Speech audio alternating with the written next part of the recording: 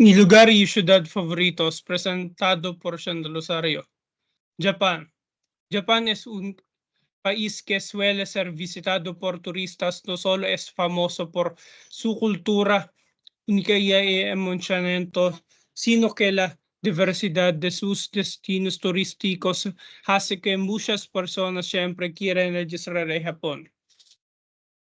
Tokio, Japán. Tokio, Japón es una ciudad vibrante y dinámica, conocida por su combinación única de modernidad y tradición, desde rascacielos imponentes hasta templos serenos y barrios históricos. Tokio ofrece una mezcla fascinante de lugares y experiencias y sigue explorando distritos como Shibuya y Akihabara o saboreando deliciosa cocina y participando en actividades culturales. Los visitantes seguramente quedarán cautivados por el encanto y la energía de Tokio.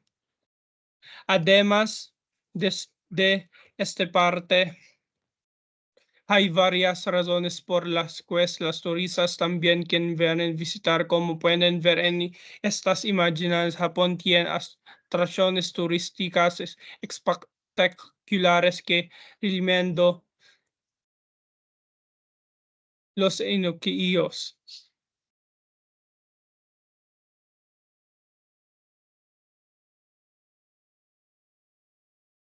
Eso es todo para mi presentación. Muchas gracias.